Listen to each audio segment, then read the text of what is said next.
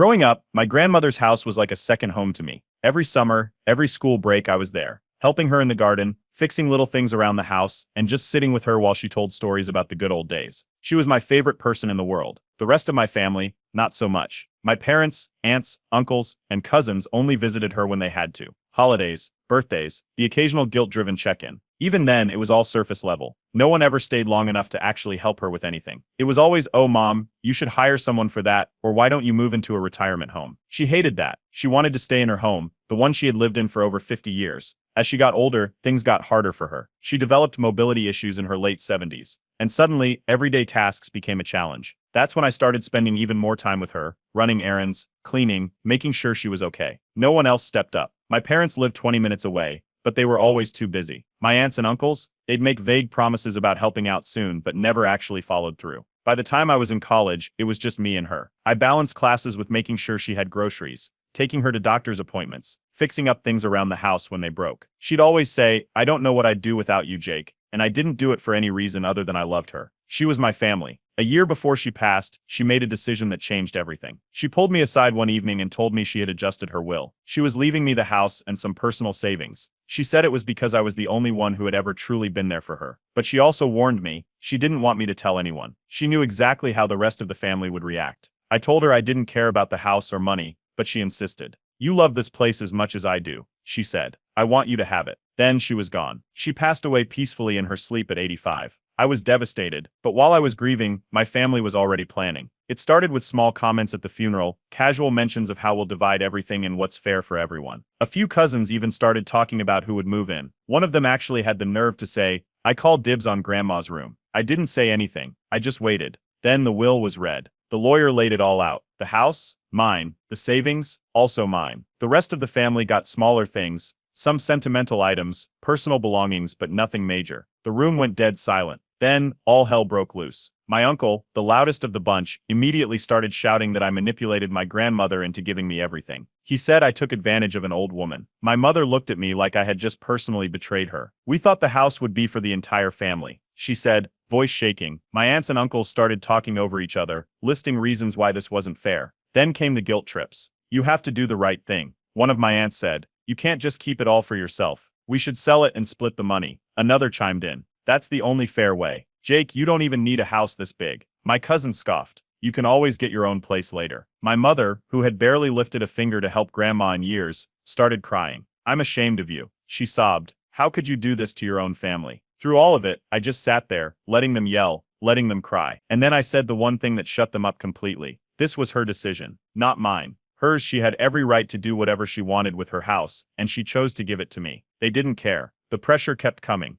They wanted me to put the house up for sale, split the profits, or at least let one of them live there. My cousin, who never even visited grandma, had the audacity to ask if he could move in just for a while. I refused. That's when things really started to escalate. The family group chat exploded. Barely an hour after the will was read, messages started flooding in. First from my uncle, the loudest, most entitled of the bunch, accusing me of tricking my grandmother into giving me the house. Then my mother chimed in, saying she was disappointed in me for not considering what's fair for the family. It spiraled from there. One of my cousins, who never visited grandma once in the last 5 years, suddenly had an opinion. He claimed I had stolen their inheritance. Another aunt, who had only ever seen grandma on Thanksgiving, started talking about how family should come first. Every few seconds, another message popped up, each one angrier than the last. My phone wouldn't stop buzzing. Then my dad called. He was the only one who hadn't said much during the chaos. And for a second, I thought maybe he was calling to be reasonable. He wasn't. He wanted a family meeting to talk things over. "We can work something out," he said. "Let's just sit down and discuss this like adults." I already knew what that meant.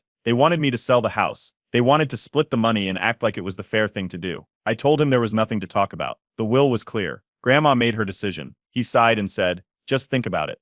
A few hours later, my mom showed up at my door. She was crying before I even let her in. She sat down on the couch and started talking about how much the house meant to her, how she had always dreamed that we would keep it in the family, how she never imagined I would just take it for myself instead of sharing it. It went on for a while. She kept waiting for me to change my mind. I didn't. When she realized I wasn't budging, the tears dried up, and she went straight into guilt mode. She sighed heavily, voice thick with disappointment. "I just don't understand how you can do this to your own family. Grandma wanted us to stay together. Is money really more important than family?" The irony of her words stung, but I refused to let them sway me. I reminded her that grandma was the one who made this decision. That shut her up for a second, but then she stood up, shook her head and said, "You'll regret this." Then she left.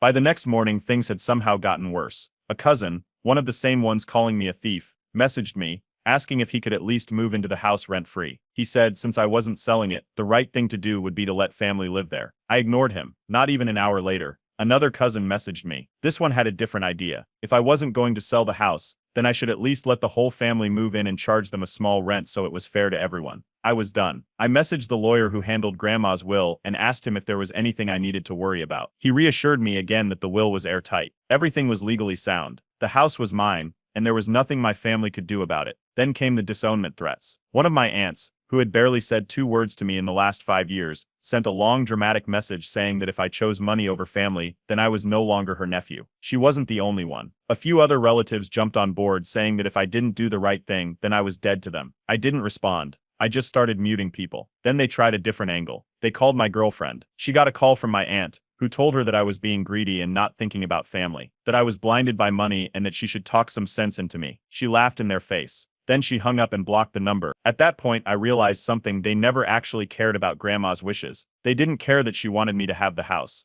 They didn't care that I was the only one who was there for her. They just wanted what they thought they were owed. Then my uncle claimed he was getting a lawyer. He said he would contest the will, that he would prove I manipulated Grandma, that the house rightfully belonged to the entire family. I called my own lawyer. He told me what I already knew. There was no case. Grandma's will had been updated long before she passed. She had been in perfect mental health when she signed it. There was nothing they could do. That didn't stop them from trying. The messages kept coming. The calls didn't stop. My dad, who I thought might stay neutral, pulled me aside and said maybe I should just make peace and give the family something. But even he admitted I deserved the house. I was tired. I started blocking people. First my aunt, then my uncle, then the cousins who wouldn't leave me alone. I muted the family group chat. I stopped answering their calls. Then, just to get an outside perspective, I posted everything on Reddit. I wasn't looking for validation. I just wanted to know if I was crazy for refusing to cave. Within hours, thousands of people responded, and they all said the same thing. I was right to stand my ground. The house was mine, and my family, they were just getting started. After the constant harassment, threats, and guilt trips, things finally started to quiet down. At least,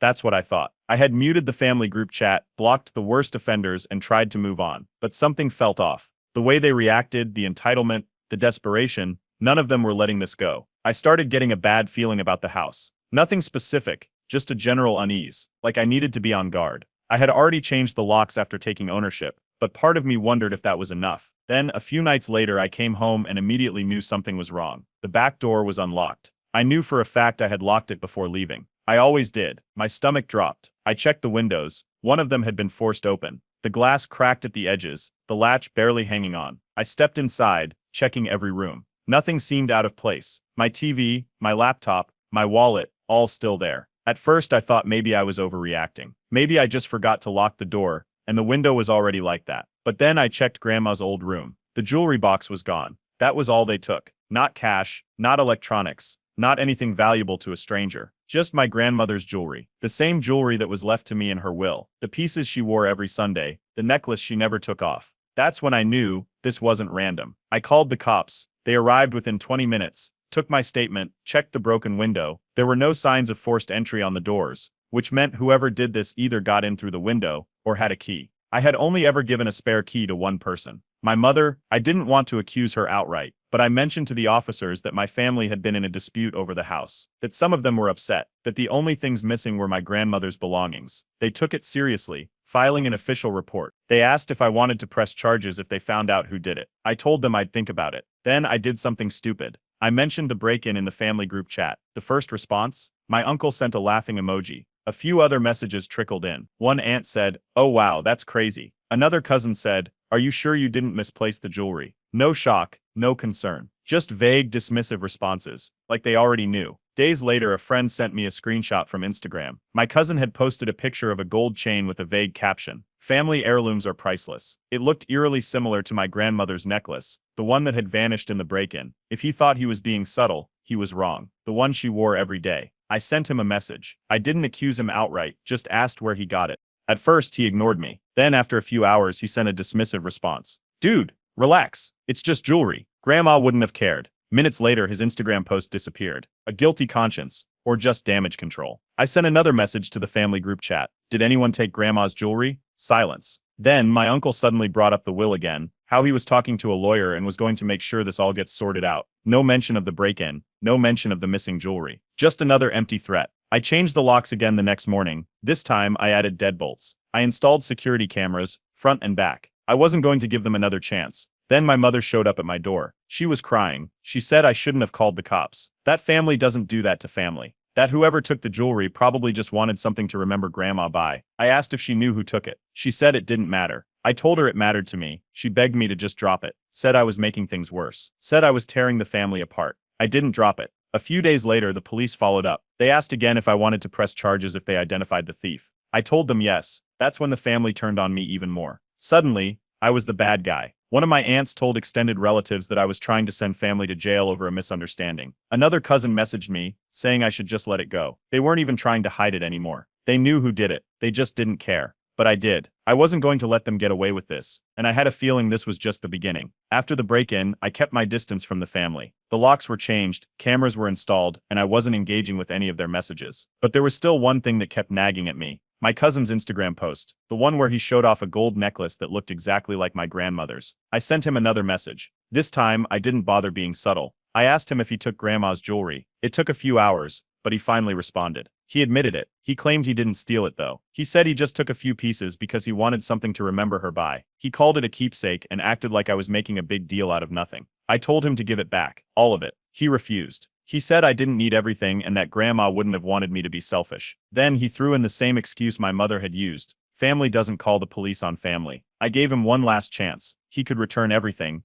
or I'd let the police handle it. He left me on read. Then things got worse. A friend of mine who knew about the situation sent me a link. It was a Facebook marketplace listing. Someone was selling a necklace identical to my grandmother's, the one she wore every day. The seller's name wasn't my cousin's, but the account was brand new. No profile picture, no other listings. It didn't take a genius to figure out what was happening. I messaged my cousin again, sent him the link, and asked if he wanted to explain. He blocked me. I sent the link to the police. They already had my report about the break-in, so they started looking into it. In the meantime, I posted the link in the family group chat and asked, "Does this look familiar to anyone?" Silence. Then my aunt, my cousin's mother, finally spoke up. She called me a liar. She swore up and down that her son would never do something like this. She said I was just trying to ruin his reputation because I was bitter about the house. She even tried to flip it on me, claiming I was making up stories just to get back at the family for not siding with me. It was laughable. Then my uncle, the same one who kept threatening legal action over the house, jumped in. He started ranting about how I was destroying a young man's life over some old jewelry, like my cousin was the victim here. I didn't respond. Instead, I waited for the police to do their job. And they did. They found a buyer. Someone had already purchased my grandmother's necklace, and when the police contacted them, they agreed to cooperate. They turned over their messages with the seller. It was my cousin. His real name was attached to the payment method he used. He wasn't even smart enough to cover his tracks. The police contacted me again. They asked if I wanted to press charges now that they had enough evidence. I said yes. That's when my aunt had a full meltdown. She flooded the family group chat with messages, screaming about how I was tearing the family apart. She said I was sending my own blood to jail over something that wasn't even worth much. Then came the dramatic all-caps text. "I hope you're happy. You just ruined our family." My dad reached out privately. He told me he understood why I was upset, but maybe I should let it go for the family's sake. Then my mother tried again. She sent me a long message reminiscing about happier times, how we used to have big family gatherings, how Grandma always wanted us to stay close. She asked me if this was really worth losing my family over. I ignored them both. Then extended family started taking sides. Some of them saw the evidence and agreed with me. Others called me arrogant and said I was disrespecting my elders. One of my older relatives even told me I was just a little boy who doesn't know how the world works. I was done. I blocked my cousin. I blocked my aunt. I told them both I was finished with their nonsense. Then I waited for my cousin to get what he deserved. The legal papers showed up at my door 3 weeks after I pressed charges against my cousin. At first, I thought it was something related to that case, but then I saw my uncle's name on the documents. He was suing me. The lawsuit claimed that I had manipulated my grandmother into giving me the house while she was mentally unfit. It argued that the will was invalid and that the house should be rightfully split among the family. It was complete nonsense. My grandmother was sharp until the very end. She handled her own bills, read the newspaper every morning, and even argued with the news anchors on TV like they could hear her. There wasn't a single sign of cognitive decline. She made her decision with full awareness of what she was doing. But my uncle didn't care about that. I called my lawyer immediately. He looked over the lawsuit and didn't seem worried at all. He said it was a weak case, no evidence, no medical records to back up the mental unfitness claim, and a will that was legally airtight. But weak or not, it was still something I'd have to deal with. Almost immediately after the will was read, my uncle made noise about getting a lawyer. At first, it seemed like empty threats, but as weeks passed and he realized I wasn't backing down, he finally decided to contest it. Convinced he had a case, the floodgates opened. Some relatives were cheering him on, acting like he was some kind of hero standing up for justice. Others went quiet, probably realizing how ridiculous this was, but not wanting to say anything. That's when I saw a few family members start backtracking. Some of the same cousins who were calling me greedy a few weeks ago suddenly stopped commenting. A couple of them even messaged me privately, saying they didn't want to be involved. They knew my uncle was making a fool of himself, and they didn't want to go down with him. But my uncle doubled down. A few days later, he sent another message. "Once we take the house back, don't come crying to us." It was almost laughable. Like he really thought he was going to win this. I wasn't just going to sit back and let him waste my time. My lawyer and I got to work. The first thing we did was contact my grandmother's doctor. She had been seeing the same doctor for years, and he was more than willing to testify that she was mentally sound when she updated her will. We also started gathering any paperwork that proved she had full control over her decisions. Bank statements, medical records, anything that would shut this lawsuit down before it even got started. The more evidence we pulled, the weaker my uncle's case looked. The will had been updated well before she passed, with proper legal oversight. There was no record of mental decline, no sudden changes in behavior, just a decision she made on her own, because she knew exactly what kind of people her other family members were. That's when my dad showed up again. He didn't argue. He didn't accuse me of anything. He just suggested that maybe I should settle. Maybe I could give the family something to make this go away. I told him no. Then the smear campaign started. My uncle and his wife started telling extended relatives that I was slandering their name. They spread rumors that I had isolated my grandmother, that I had pressured her into leaving me the house. They even tried to tell people that I was cold-hearted for taking legal action against my cousin. It didn't work. A few relatives bought into it, but most didn't. By this point, everyone could see what was happening. My uncle wasn't fighting for family fairness. He was just mad that he didn't get a free house. I posted another update on Reddit, explaining everything that was going on. Thousands of people backed me up. Some even shared their own stories of family members pulling the same stunts. It made me realize how common this kind of entitlement really was. Then I made a decision. I wasn't just going to fight the lawsuit. I was going to countersue. My lawyer told me I had grounds to go after my uncle for legal fees and emotional distress. He had no case, and he was dragging me through unnecessary legal battles just to punish me for inheriting what my grandmother wanted me to have. So that's what we did. This wasn't just about the house anymore. This was about making sure he learned that actions have consequences. And based on how things were going, I had a strong feeling this was going to blow up in his face. After months of legal back and forth, the first court hearing finally arrived. My uncle had been acting like he had an airtight case, but the moment we stepped into the courtroom, reality hit. From the start, the judge wasn't impressed. One of the first things they asked was, "Why are you contesting the will now?" It had been months since my grandmother passed, and the will had been legally settled. There was no sudden discovery of new evidence, no unknown medical condition that had come to light. Just my uncle deciding way too late that he didn't like the outcome. His lawyer tried to spin it, saying my uncle only recently realized the circumstances were unfair. But the judge wasn't buying it. Then came the actual arguments. His lawyer tried to push the claim that my grandmother was mentally unfit when she signed the will. He said that as she got older, she became easily influenced, and that I had isolated her from the rest of the family. The judge asked for medical evidence. They had none. My lawyer presented my grandmother's medical records, showing that she had been sharp and independent until the very end. Then we brought in her doctor. He had been treating her for years, and when he testified, he didn't hold back. He confirmed that my grandmother had no signs of cognitive decline, that she was fully capable of making legal decisions, and that the will had been changed well before she passed, without any pressure from anyone. That was the first blow to my uncle's case. Then my uncle tried to change his story. At first, his argument was that I had manipulated her, but when the medical evidence shut that down, he switched tactics. Now he was saying that my grandmother must have been confused, and that she probably didn't even realize she was cutting out the rest of the family. The judge didn't let that slide. They asked why there were multiple legal documents, all with my grandmother's signature, all confirming the same thing. They pointed out that if she was confused, she wouldn't have been able to repeatedly make the same legal decision over time. Then came my lawyer's turn. We presented everything. Her written statement from when she changed the will, the timeline of events proving that she had months to reconsider her decision, and even messages between me and her showing that she was fully aware of what she was doing. The more evidence we laid out, the worse my uncle's case looked. His lawyer was scrambling. At one point, they tried to argue that even if my grandmother was of sound mind, it was still unfair for the house to go pinned to just one person. The judge shut that down immediately. They reminded my uncle that fairness wasn't a legal argument. My grandmother's wishes were clear, and just because the rest of the family didn't like it, didn't mean they could undo it. By the end of the hearing, my uncle looked miserable. His lawyer was sweating, stumbling over words, trying to find something to hold on to. It didn't work. The judge dismissed the case. Just like that, it was over. But I wasn't done yet. The moment the case was thrown out, my lawyer moved forward with my countersuit. My uncle had dragged me through months of stress, wasted my time, and forced me to spend money on legal fees for a case that never should have existed, and he lost again. The court ruled that he had to pay my legal fees. That's when I learned something interesting. My uncle had borrowed money to fund this lawsuit. He had convinced himself that he was going to win and get the house, so he hired a lawyer on contingency. But when he realized the case was slipping away, he took out a loan to cover additional expenses, betting everything on a victory that never came. Now, not only was he back to square one, but he was also in financial trouble. The family immediately tried to guilt me. I started getting messages from a few relatives. Do you really need him to pay the legal fees?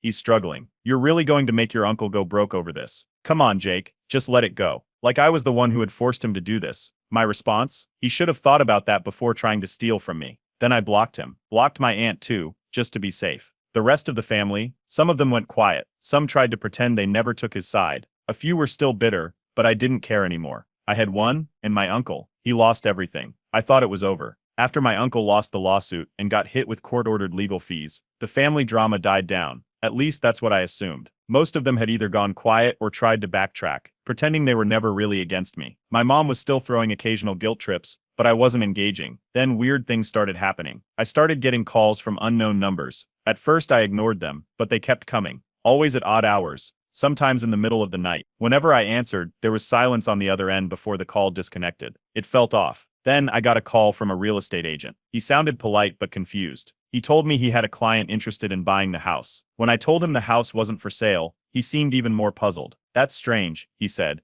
because I just saw the listing this morning. The house that wasn't for sale. I asked where he got that information. He said he saw the listing online and had a client who was interested. He pulled up the post on his phone, and there it was. My house listed under a fake seller's name. The listing had pictures from when my grandmother was still alive, old photos probably taken from social media or public records. The seller's contact email, my aunt's. I didn't say a word. I just pulled out my phone, called my lawyer, and sent him the listing. The realtor was furious. He apologized, said he'd report the fraud immediately, and left. Meanwhile, I contacted the website hosting the listing, provided proof of ownership, and had it taken down within the hour. Then I confronted my aunt. She played dumb, acted completely shocked, claimed she had no idea how her email ended up attached to a fake real estate listing, called it a misunderstanding. I told her to cut the act. Then came the fake apology. The same routine I had seen 100 times before. I'm so sorry if this upset you. I would never try to take your house from you. I told her this was her last warning. If she or anyone else tried anything again, I would involve the police. No more second chances. The backtracking was immediate. A few cousins who had been calling me greedy just weeks ago suddenly started messaging me privately, acting like they had never been involved. Some of them even tried to spin it like they had always supported me, but just didn't want to get in the middle of family drama.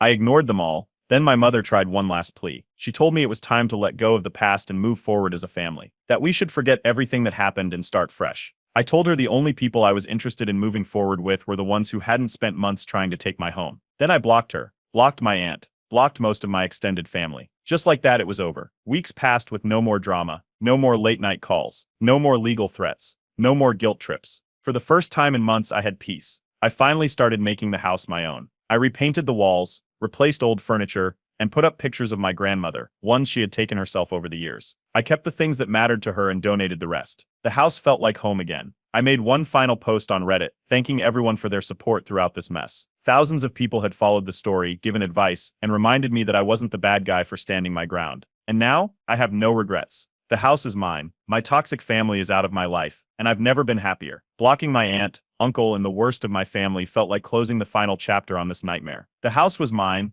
the fake real estate listing was shut down, and there had been weeks of silence. Then, I woke up one morning to a flood of messages from friends and distant relatives. Screenshots. Links. My aunt had gone full Facebook meltdown mode. She wrote a long, dramatic post about how greed destroys families and how some people, me, obviously will manipulate the elderly for personal gain. She never mentioned my name directly, but it was obvious who she was talking about. She made herself sound like the victim in all of this. How she was just trying to protect what was rightfully the family's, and how she had been cut off for speaking the truth. Then, she tagged nearly every extended relative we had. At first, a few relatives jumped in to agree with her. Some distant cousins, some people who barely knew my grandmother, a couple of family friends who had no idea what actually happened. They started commenting things like families should stick together and it's sad when money comes before love. It was clear what my aunt was trying to do. She was hoping to rally people against me. But then, the post completely backfired. A family friend, someone who actually knew what went down, jumped into the comments and shut it down immediately. They called her out for lying, said my grandmother was of sound mind, said the family had abandoned her for years and only cared about the house after she died.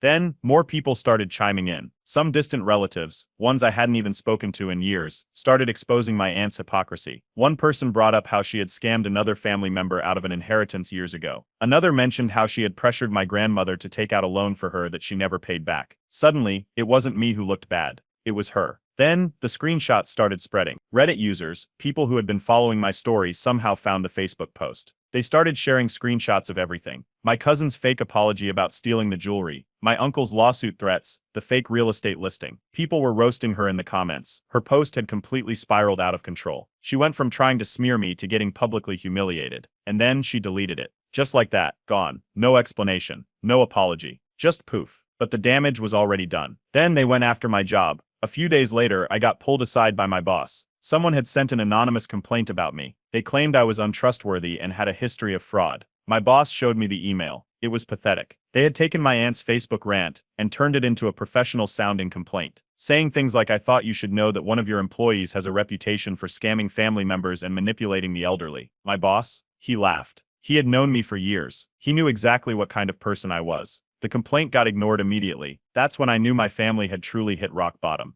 Then they went after my girlfriend as if that wasn't bad enough. My girlfriend got a random message from an unknown number. It was one of my cousins, one of the ones I had blocked. They told her she should rethink being with someone so greedy, that I had torn apart the family and was showing my true colors. She didn't even hesitate. She sent a single response, "You people need therapy." Then she blocked them. The final blow. By this point, my aunt and uncle had completely lost control of the narrative. Their smear campaign had flopped. Their fake real estate scam had failed. The lawsuit had humiliated them. And now, their own relatives were calling them out publicly. The family group chat, silent. For the first time in months, there were no arguments, no guilt trips, no threats, just awkward silence. I didn't say a word. Instead, I made one final post, just a simple message on my own page. I posted a picture of my grandmother's house, newly decorated, and wrote, "Thank you, Grandma, for always believing in me. I promise to take care of the home you loved." No drama, no direct callouts, just a reminder that I won. They lost, and I never heard from them again. At first, the family kept trying, occasional messages, backhanded comments through mutual relatives. But as the lawsuit dragged on and they kept losing, their efforts became less frequent. Calls that once came daily now arrived, only once a week. Then not at all. Eventually, their outrage faded into bitter silence. Weeks after everything settled, my mother called. At first, she sounded cautious, testing the waters. Then her voice softened, sweet, almost rehearsed, like she had chosen to forget everything that happened, or wanted me to. She started talking about how it was time to move on and heal as a family, how grudges weren't worth it, how family is more important than material things. I asked her what she wanted. She hesitated, then said she just wanted us to get together for a family dinner. That was my first red flag. Then my dad called separately and extended the same invite. He used the same wording, almost like he was reading from a script. That was my second red flag. I wasn't buying it, but my girlfriend had an idea. She called my dad and pretended I had already agreed to come, just to see how he'd react, and he fell for it instantly. Good. Now we just need to convince him to sign the agreement. Wait, what? The final scam attempt. I texted my dad directly. What agreement? No response. So I did some digging. I reached out to a family member who had been somewhat neutral throughout all this. They told me my aunt had come up with one last plan. The family dinner was a setup. They planned to pressure me into signing over a portion of the house to my parents. My aunt had convinced them that if they owned just a little of the house, they could eventually manipulate me into selling it. They had even arranged for a family friend who was not a real lawyer to be there to advise me on the legal documents. That's when I was officially done. I sent my dad a simple text. "Nice try. Have a good dinner without me." The ultimate petty revenge. At this point, I wasn't just walking away. I was making sure they could never try this again. I removed my parents from my will. If anything ever happened to me, the house wouldn't go to them. It would go to charity. I hired a real estate lawyer to ensure no loopholes existed for them to challenge my ownership. Then, just to twist the knife,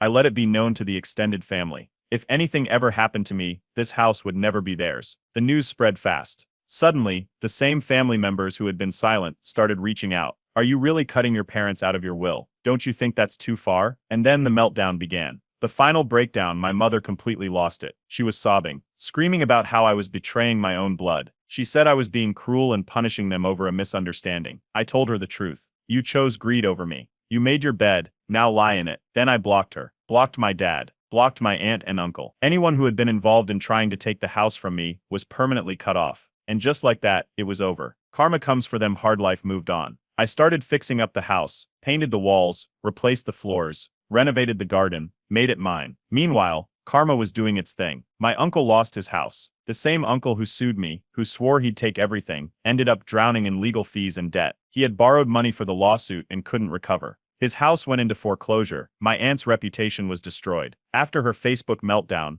most of the family stopped taking her seriously. Her own lies came back to bite her. My parents tried one last reconciliation. A year later, my mom sent a casual happy birthday text, like nothing had ever happened. I ignored it. The final Reddit update, I made one last post, just to close the chapter for good. I wrote about how peaceful my life had become, how I was finally making the house a home, how, despite everything, I won. And I ended with a simple statement: my grandmother chose me. That's all that matters. And that was it. The story was done, and for the first time in forever I was free.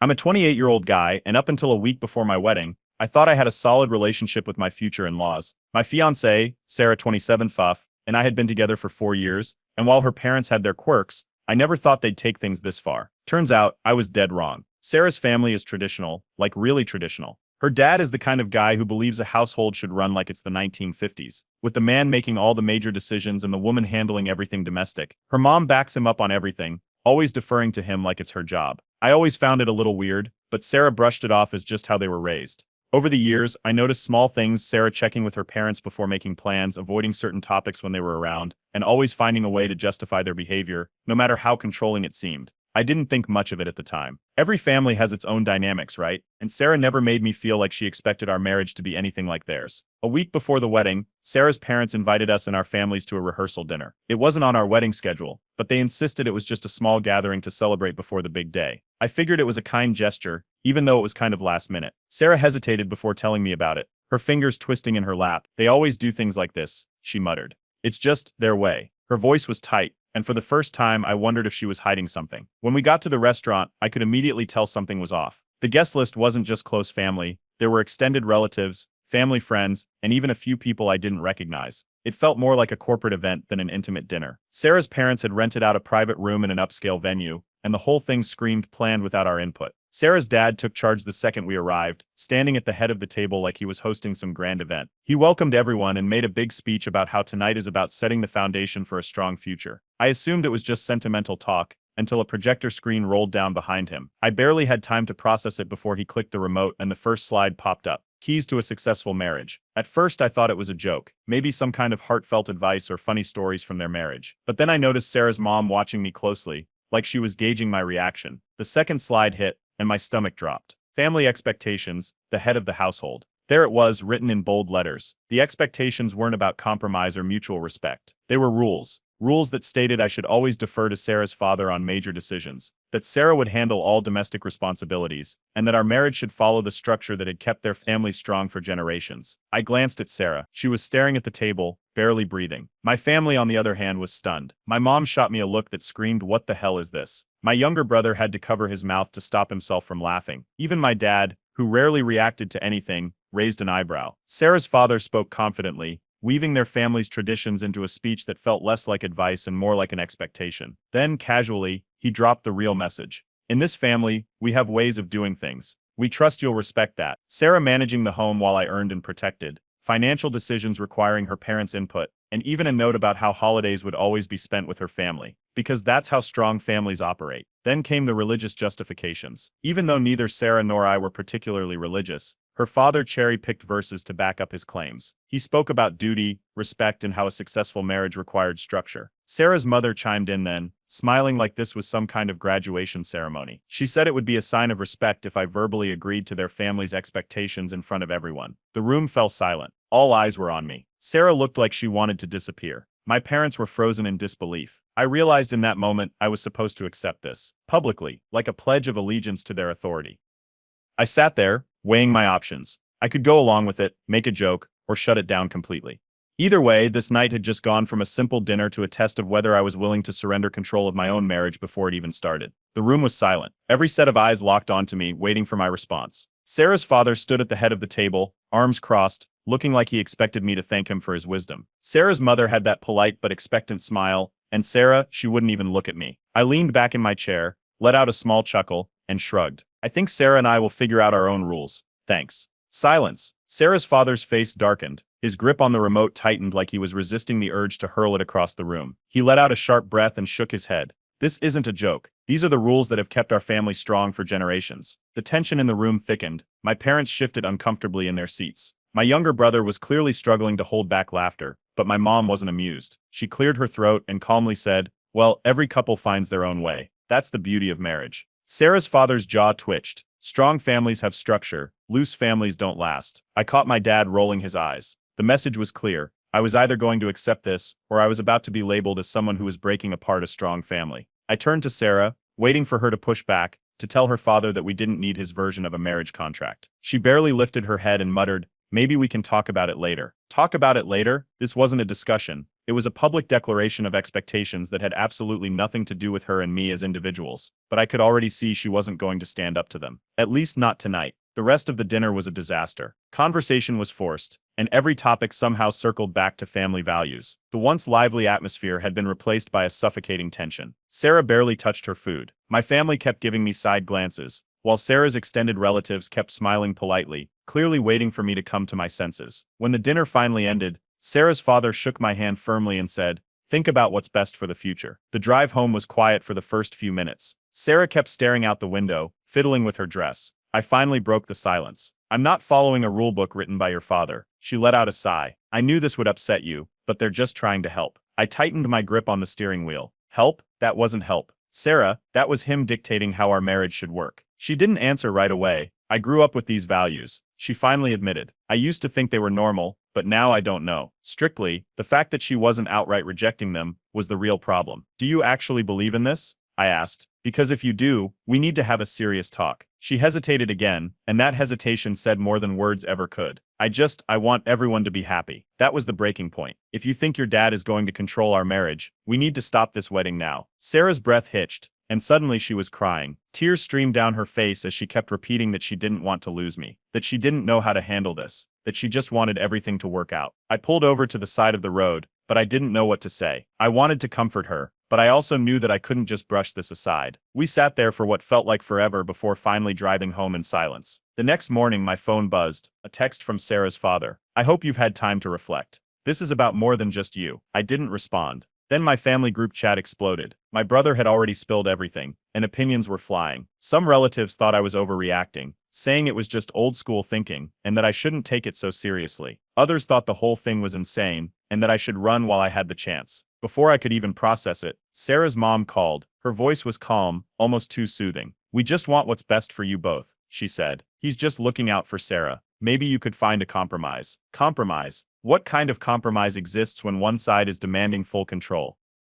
I started to wonder, was I overreacting? Maybe this was just a weird family tradition. Maybe once we got married, things would calm down. But the more I thought about it, the more I realized this wasn't just about a dinner or a presentation. This was about control. And the fact that Sarah wasn't shutting it down outright scared me. So I did what any confused, frustrated person does. I turned to Reddit. I typed it all out, every single detail, expecting maybe a handful of responses. I hit submit, turned off my phone, and tried to focus on anything else. A few days later, I started getting DMs from strangers. The post had gained traction, more than I expected. It wasn't viral, but it reached enough people to get noticed. Some were telling me to run, others were pointing out how Sarah had been conditioned to think this was normal. The top comment, "You're not just marrying her, you're marrying her father too." And suddenly everything clicked. The next morning my phone was blowing up. My Reddit post had gone viral. Thousands of comments, messages, and even a few DMs from people who'd been in similar situations. The overwhelming consensus, massive red flag. Get out now. I scrolled through the comments one after another, all saying the same thing. Some were analyzing the in-laws' behavior. Others were pointing out that Sarah had been raised to see this as normal. The top comment stuck with me. "You're not just marrying her, you're marrying her father too." Sarah walked into the room as I was reading. She noticed how tense I looked and leaned over my shoulder. Before I could close my phone, she caught a glimpse of the screen. Her face changed instantly. "What is this?"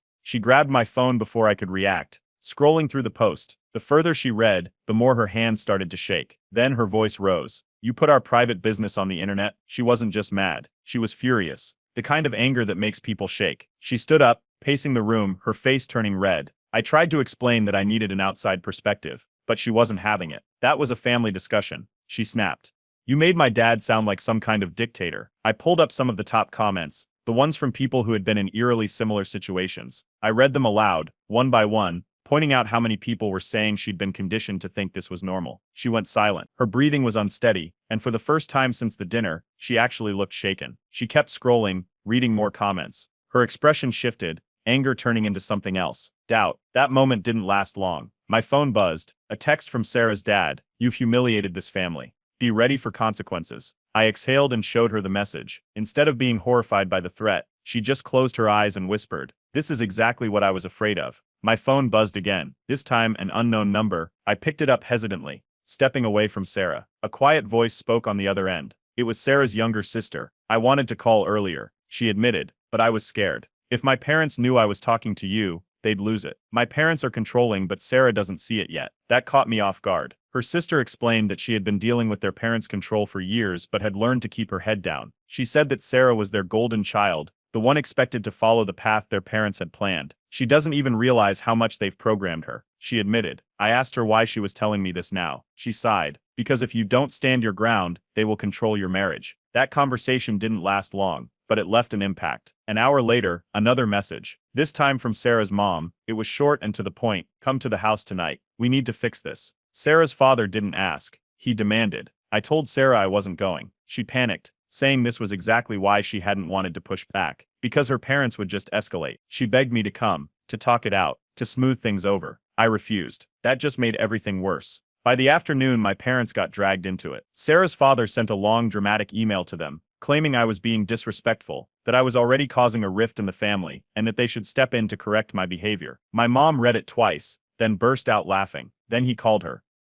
I was in the room when it happened. My mom put the phone on speaker. Sarah's father went on and on about how strong families have structure, how loose families don't last, how I was on a dangerous path by not following traditions. My mom stayed silent, letting him talk. When he finally stopped, she calmly said, "Are you seriously telling me you expect my son to let you run his marriage?" The silence on the other end was deafening. Then a curt response, "This is about respect." She laughed again. "No, this is about control." Then she hung up. Sarah sat on the couch, gripping her phone so tightly her knuckles were white. She looked torn, like her brain was fighting itself. She wanted me to be on good terms with her family, but she couldn't deny how insane they were acting. I told her we needed to pause the wedding planning. No deposits, no invitations, nothing until we figured this out. She panicked. She kept saying we couldn't just stop everything, that it would look bad, that her parents would lose it. But I didn't budge. That night, I got another email from her father. It wasn't an apology, it wasn't a discussion. It was a list of next steps for me to redeem myself in their eyes. The first bullet point, publicly acknowledging my mistake and agreeing to the family structure. I was done. I turned to Sarah. "I love you, but I can't do this if your parents control our marriage." She didn't answer right away. She just sat there, staring at her phone, her hands curled into fists, then relaxed.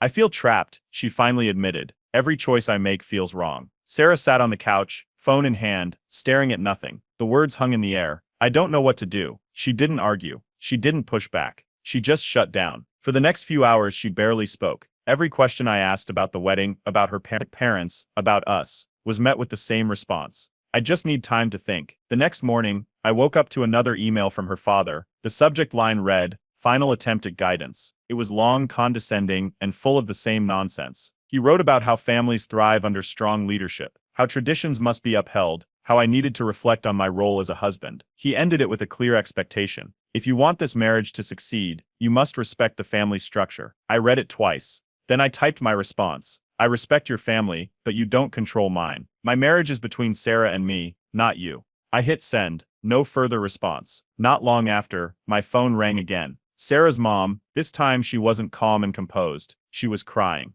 begging me to reconsider, saying Sarah was so overwhelmed and just needed time to process everything, that I should be patient. I didn't say much, just listened. It was the same emotional manipulation, just with a softer approach. By the afternoon, Sarah's sister called again. She didn't waste time. "Dad is threatening to cut Sarah off financially if she doesn't fix this." I clenched my jaw. "Fix what?" "He thinks you're corrupting her. He said if she stays with you, he won't support her anymore." Sarah had a decent job, but I knew she relied on her parents for certain things. Student loans they had helped pay off. A car they technically still owned. Her father had always kept that power over her, and now he was using it. That night, Sarah finally spoke. She said she felt torn, but that she loved me. I asked her one question. "Then why are you scared to stand up to them?" She didn't answer right away. Then she whispered, "It's complicated." That wasn't good enough. I told her we were pausing everything. No venue, no vendors, no invitations, nothing, until she figured out what she wanted. She panicked. She begged me to reconsider. She said calling off plans would make everything worse, that her parents would never forgive her if she stopped the wedding.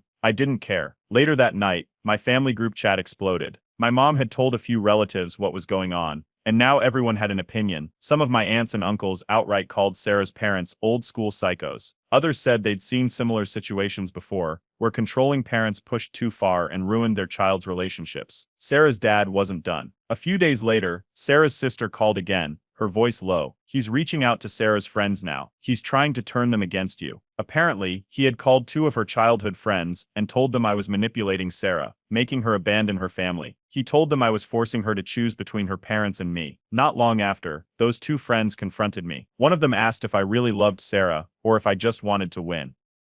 I didn't argue. I just told them, I'm not making her choose. I'm asking her to choose us. They didn't have much to say after that. Then Sarah's parents took it to social media. They started posting vague, passive-aggressive quotes about wayward children and disrespectful partners. It was obvious who they were talking about. This was my last stand. I sat down with Sarah one final time. I laid it out clearly. If we get married, you're not just leaving home, you're starting a new one with me. If you can't do that, I can't marry you. She didn't answer. She just cried. Over and over she kept saying, I don't know what to do. That was all I needed to hear. For the first time, I seriously considered walking away. I stepped back. No calls, no messages, no pressure. I wanted to see if Sarah would fight for us on her own. For the first few days, nothing changed. She stayed quiet, stuck in limbo, as if ignoring the situation would somehow make it disappear. Meanwhile, her parents didn't waste a second. Sarah's mom reached out first, inviting me to a family dinner to smooth things over. She framed it as a way for us to talk things through, get back on the same page. I declined. I was done playing their game. Then another email from her father, marriage is a partnership, but in this family we believe in structure. If you can't understand that, then maybe this marriage isn't right for you. I didn't respond. A few nights later, Sarah finally spoke up. She said she felt like she was being pulled in 2 directions, that she just wanted things to go back to normal. I didn't sugarcoat it. Normal meant letting her dad control our marriage. She didn't argue, but she didn't agree either. She just looked exhausted. That's when my parents stepped in. They took her out to lunch, just them and her. I didn't ask them to, they just did it. When she came back, she looked shaken. It took a while before she finally admitted it. Your parents see things so differently from mine. I could tell it was the first time she'd ever been forced to see her upbringing from another perspective. For the first time, she pushed back against her father, just a little. She told him she needed more time before making any decisions about the wedding. It didn't go over well. Her dad exploded. All caps texts, long emails, voicemails filled with accusations. Do not disrespect your family. You will regret this. That was her wake-up call. For the first time, she saw the full force of her father's control, not just directed at me, but at her. But it was too late. That night, we sat down for one final conversation. I asked her one last time, are you ready to cut the cord? Because I need to know before I marry you. Tears filled her eyes. Her hands trembled. She whispered, I don't know if I can. That was my answer. The wedding was off. She was devastated, but her parents, smug. Her father barely looked surprised. He told Sarah, we knew he wasn't strong enough for you. I felt sick, not because of the insult, but because I could see a part of Sarah believing him. Then came the fallout. Friends took sides. Some of her closest ones blamed me, saying I was being stubborn, that I should have compromised. Others told me I dodged a bullet. Sarah was caught in the middle, torn between loyalty to her parents and whatever feelings she still had for me. I packed my things. As I walked out of the apartment, I turned to her one last time. I love you, I said, but I can't be in a marriage where I'm the third wheel to your father. She didn't stop me. I moved out. She was left to figure out her life without me. The first few days after I left were strange. The apartment felt different, quieter, empty. I knew I had done the right thing, but 4 years together didn't just disappear overnight. Sarah didn't reach out. Neither did I. Then the smear campaign started. Word spread fast. Sarah's parents wasted no time telling anyone who would listen that I had abandoned her, that I was never serious about marriage, that I disrespected family values. I started getting weird texts from mutual friends, some tiptoeing around the subject, others outright asking if I had really just walked away from Sarah after everything. I ignored most of it. The people who mattered knew the truth. Then Sarah's sister called. She kept her voice low. Careful. You did the right thing, she said. I wish Sarah could see it. She told me Sarah was a mess, that her parents were keeping her close, making sure she was never alone long enough to think too much. Every time she wavered, her father reminded her that she had dodged a bullet, that she had avoided making the biggest mistake of her life. A few weeks later, Sarah texted, I miss you. I stared at the screen. I didn't know what she wanted. Closure? Comfort? A way back? I didn't respond. The group chat exploded again. Sarah's extended family, some I barely knew, started messaging me. A few just wanted to say they were sorry, that they had no idea how bad her parents were. Some were on my side. Others were careful not to take a stance. My parents decided to get me out of town for a bit. A short trip, nothing extravagant, just something to reset my mind. It helped. Then Sarah's parents made their next move. Over time, I heard through mutual friends that Sarah's parents had been subtly guiding her towards someone they approved of. It wasn't sudden, it was orchestrated. A family friend. Someone traditional. Someone they approved of. About a year later, word got back to me. Sarah was engaged. It wasn't a surprise. Her parents had been introducing her to approved men for months. I heard it through mutuals. I didn't check her social media, didn't ask for details, but I didn't need to. I already knew what had happened. She had never stood a chance. I wasn't the problem. It was never about me. It was about control. The second I stepped out of the picture, they slid someone else in. Someone who wouldn't question them. Someone who would follow their rules. Then her last message came through. I hope you're happy. I guess we just weren't meant to be. I didn't reply. I blocked her. Blocked her parents. Blocked anyone who still had one foot in their world. And for the first time in months, I felt free. I started therapy, not because I was broken, but because I wanted to make sure I never let something like that happen again. A year later, I ran into an old friend. He had heard everything. He grinned, shook his head, and said, "Dude, you dodged a nuclear missile." I just laughed. Looking back, I almost lost myself in that family. I almost let them dictate my life. But instead, I got out before it was too late. Months passed. I adjusted to single life. Slowly. Therapy helped. My family and friends made sure I wasn't stuck in my own head too much. I started focusing on myself again, picking up hobbies I had put aside, going out more, actually enjoying my time without the weight of Sarah's family looming over me. Then I started hearing things. Mutual friends, old acquaintances, people who still had connections to Sarah started talking. Her parents had fully taken over her new engagement. They were planning everything. The venue, the guest list, even the decorations. The new guy, he was just going along with it. At first, I ignored it. It wasn't my business. But then an old friend of Sarah's reached out to me. He didn't hold back. This guy her parents set her up with. Worse than her dad. I listened as he laid it out. The new fiancé was controlling. Not just in a traditional way, but possessive. Financially unstable, still dependent on his family. Rumored to have a temper, but Sarah's parents loved him. He fit their mold perfectly. Someone who wouldn't challenge their authority, who would make sure Sarah stayed exactly where they wanted her. A few days later, Sarah's sister confirmed it. She messaged me out of nowhere. She's miserable, but she won't admit it. I didn't know how to respond. Then it happened. One night, while scrolling through Instagram, I saw it. Sarah had liked one of my old posts. Then another. Then they disappeared. She had unliked them almost immediately. It was subtle, but I knew what it meant. A week later, she finally broke the silence. A text. "Hey, can we talk?" I stared at it. I didn't answer right away. My friends told me not to. My therapist reminded me to think about why I would even consider it. My heart, it still remembered the good times. Curiosity won. "What's up?" Minutes later, my phone rang. Sarah's voice was quiet, hesitant. She admitted she wasn't happy, that she had rushed into things, that she had done it to please her parents, that she felt trapped. I asked her the obvious question. "So why are you still doing this?" She hesitated, then barely above a whisper, "Because I don't know how to stop." I didn't try to fix it. I didn't tell her what to do. I just said the truth. "You're the only one who can break free. I can't do it for you." She started crying. An hour later, my phone buzzed again. A text, but not from Sarah. Her dad. "You have no place in Sarah's life anymore. Do not interfere." I didn't reply. I didn't have to. Sarah must have told them. By the next morning, I was blocked on everything. Phone, social media, completely erased from her world.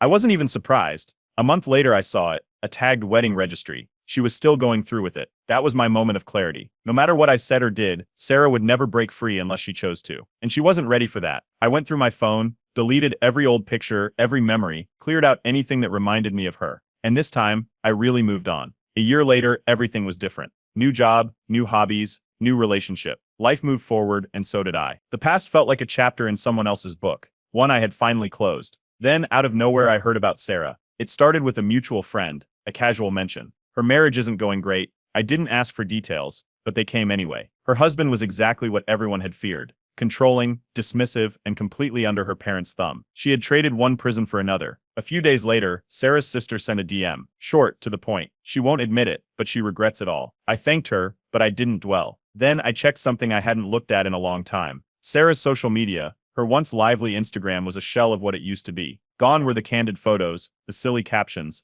the small glimpses of her personality. Now it was stiff, curated pictures of family-approved gatherings, quotes about duty and honor. Nothing real. She looked miserable. Her parents were still controlling everything. Word spread that they even managed her and her husband's finances. Two grown adults being treated like children. One night, over dinner, my mom made a simple observation. If you had married into that family, you wouldn't be you anymore. She was right. Meanwhile, my new relationship was nothing like the last one. No power struggles, no expectations that I prove myself to a family committee. My girlfriend had her own life, her own opinions, her own independence. It was the kind of partnership I never knew I needed. Then more rumors started to circulate. Sarah's husband wasn't just controlling, he was financially unstable. Word spread that things weren't as perfect as her parents had made them seem, and then came the biggest revelation. Sarah was already looking for an escape. A mutual friend mentioned it in passing. She wasn't happy. She wanted out, but she didn't know how. Her mother must have caught wind of it because suddenly the cryptic social media posts started. Ungrateful daughters. People who don't respect tradition. Women who forget their place. Classic damage control. But it wasn't working anymore. Sarah's younger sister wasn't falling in line. She had started openly rebelling, refusing to be controlled,